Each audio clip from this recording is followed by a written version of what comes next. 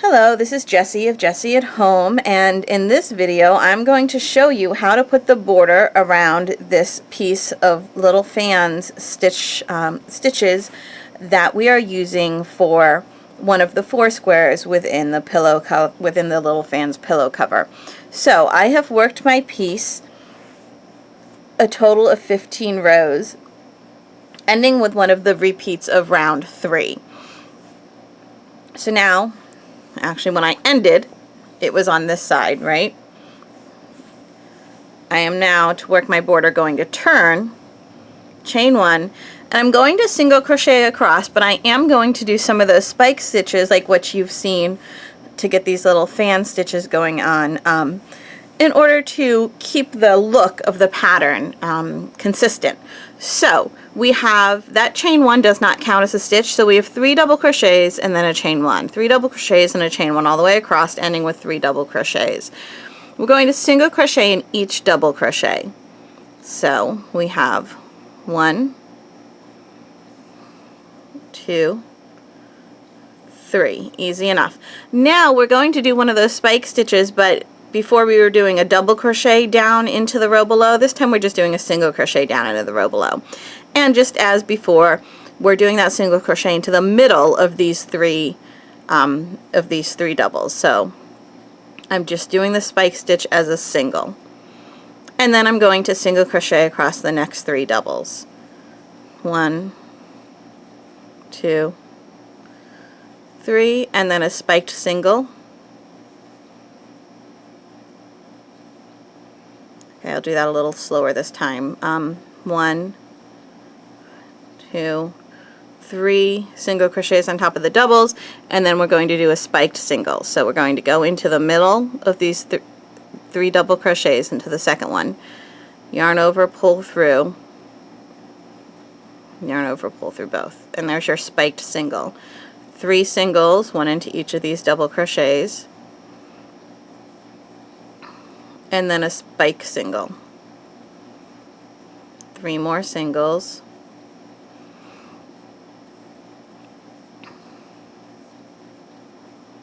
And, oopsie, a spike single in the middle. And ending with 3 more singles. And had we been counting, that would have been 23. Now you may have changed the size of things, because maybe your pillow is a different color, a different size than mine, or maybe you just want to make one big one of these, or maybe you're making something else altogether. You might have changed some sizes, and if you did, I have all sorts of a crazy knot coming up here. If you did, that's fine, but if your piece is square, it's very important that you count how many stitches went across the top, and make sure you do the same number of single crochets when you work down the sides, okay? Because that way your piece will remain square. This is 15 rows tall. We just did 23 stitches across the top. If I worked 1 single crochet in each stitch in each row, on the side of each row, it would be 23 single crochets across the top and 15 down the side. Obviously my piece would no longer be square. If I worked 2 single crochets in each row, on the side of each row, it would be 15 times 2, which is 30. So I would have 23 stitches across the top, and I would have 30 down the side, which again would still not be square. Turns out that it's actually pretty easy in this case. I figured out that for every 2 rows, I need 3 stitches. Okay, so if your piece is a different size, most likely, even if it's a rectangle, okay, most likely you're going to need to place 3 single crochets in the side of every 2 rows. That should give you the proper spacing of single crochets without ruffling your piece or gathering your piece. It should. Your tension may be a lot different than mine. If your spike stitches are longer than mine, the piece may grow. Okay, so your 10 rows might be taller than my 10 rows, even if they're the same width. If your spike stitches are tighter, if they were looser, if they were tighter, yours might be shorter than mine. Okay, this is why gauge is so important. But if you're making your own piece, just keep in mind, most likely it's going to be 3 single crochets on the side of every 2 rows, and that is what it is here. Okay, so, and you still want to count and make sure you did 23 across the top, you're going to do 23 down the side. But first we need to chain 2 for that corner. Okay, and we're going to do 2 and then 1 all the way down, and we should have 23. 1, 2, 3, 4, 5, 6,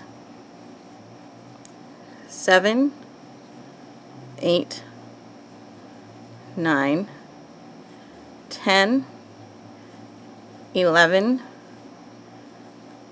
12, 13, 14, 15, 16, 17, 18, 19, 20, 21, 22, and 23.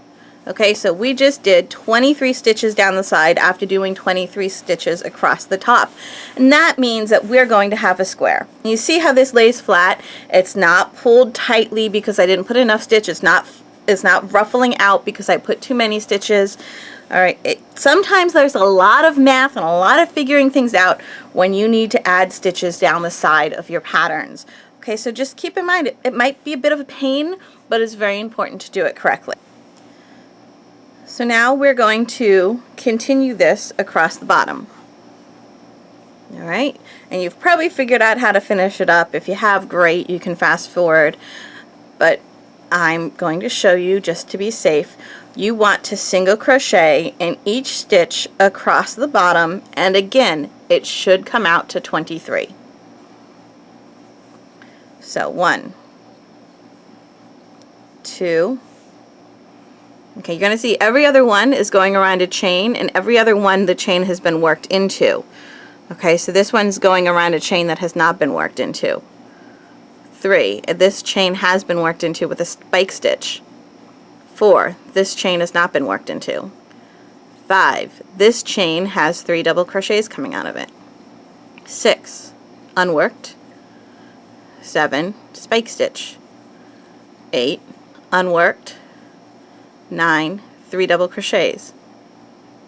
10. Okay, so I'm going all the way across this bottom, and because I worked into those bottom loops, you can see how I have these nice, easy to work into edge. That was 10, right? I hope that was 10. Alright, 11, 12, 13, 14, 15, 16, 17, 18, 19, 20, 21, 22, and 23. And then we have to do our chain 2, and we have to go up the side. I was thinking we'd gone all the way around. I couldn't find my single crochet because it's not there. We now need to go up the side. So we're going to do our chain 2. Okay, and we're going to go up this side. And just like before, we need 23. And just like before, there's 15 rows. So just like before, we can do chain 2 single crochets in one row, single crochet in the next. 2, 1, 2, 1, 2, 1. I just noticed that the stripes on the camera are probably bad. Alright, apparently I'm easily distracted. So 2, 1, 2, 1 all the way up should give us 23.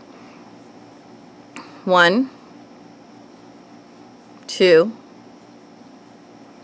3, 4, 5, 6, 7, 8, 9, 10, 11, 12, 13, 14, 15, 16, 17, 18, 19, 20, 21, and we're on the last row, 22, 23. We've gone all the way around now, so all we need to do now is do our chain 2 and finish off. So here is how I like to finish mine off. I have my chain 2, and I'm going to pinch this so that I don't tighten this chain that it came out of. See, there's the chain that I came out of right there. I'm going to pinch it and pull that through. Now, I'm going to thread up my needle, and I'm actually going to make a copycat stitch over the first single crochet that I made. So here's this loop right here. See this loop? Whoop, goes under there and back down again. I'm going to copycat that stitch. So I'm going to come through underneath where that stitch comes underneath. Make sure the yarn I'm working with sits on top of it. And then I'm going to go back down where this yarn just came out of. I'm going back down, and I'm actually going to run it kind of through the center. Sorry. Go down here, and I'm going to actually run it through the center of this stitch. I keep pulling it closer to me so I can see what I'm doing.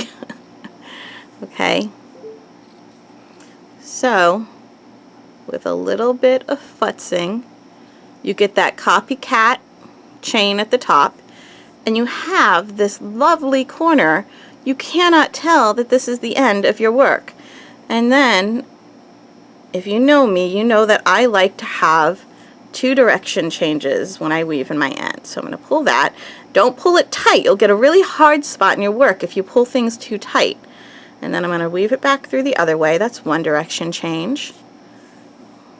Okay, and I'm just going to pull it, and then I usually give it a little tug to make sure it's not too tight. And then 1 more direction change. And make sure you're not going back in the exact same hole you came out of, or you'll just pull your work right out. Okay? And honestly, this is inside your pillow. If it's not the neatest thing in the world, it doesn't matter. Like, you can see a little bump right here. I don't know if you can see it. See that little bump right there? It wasn't the neatest thing in the world. Not important. This is inside the pillow, okay? If the pillow had eyes, it might notice, but it doesn't. Unless I glue them on. Now I'm going to weave in the other end in the same manner. Okay, just go through a bunch of stitches. Go back through the other way. A little tug, make sure it's not too tight. If you pull it too tight, you get a hard spot, especially on a pillow. That's not a good thing. Go back through. This method of weaving in ends may not be best for some certain garments. Some certain items it works for, certain items it doesn't. You have to decide what works with what you're making. With this, it works. Okay, so here is my piece, which might be a little discombobulated, a little crooked in places or whatever, but as we work it, everything will work out because we have 23 stitches around each edge.